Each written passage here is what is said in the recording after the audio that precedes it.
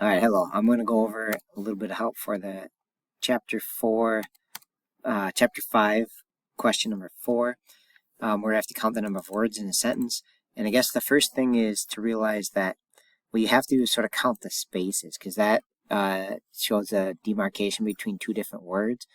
And then there's one more word than spaces. So it's like 1, 2, 3, 4 spaces, but 5 words, right? So you just got to count the spaces and add one essentially. And this is a method that would be public, static, and then if we're counting the words, it's going to return an int like 7 or 5 words or whatever it is.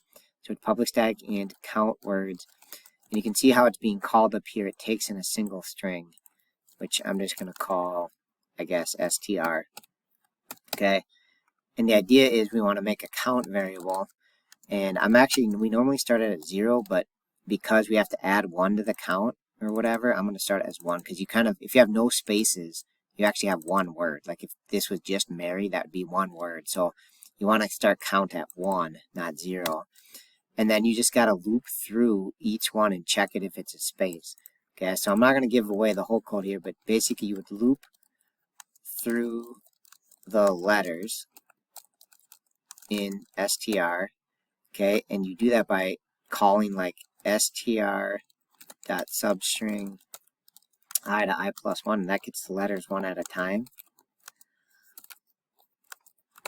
Okay, so you need to make a loop that you loop through the indexes, and then call that substring on there to get the ith letter, and then if the letter is a space, add 1 to the count. Okay, and then at the very end, you need to return the count.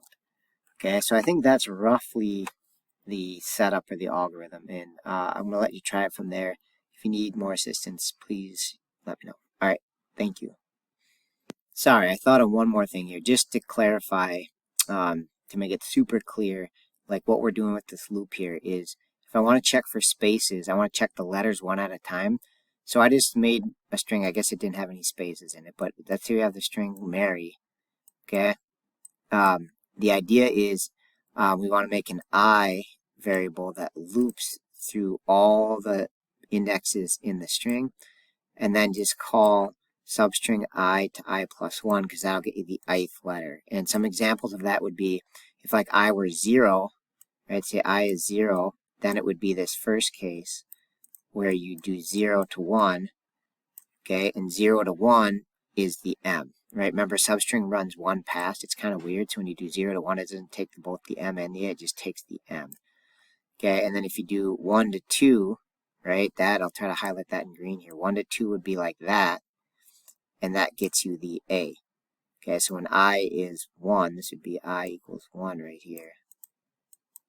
When I is 1, then you do 1 to 2, which gets you the A. So you get the letters one at a time, and then just do an if check to see if that letter is a space, and if it is, add 1 to the count. Okay, hopefully that helps some. Thanks for watching.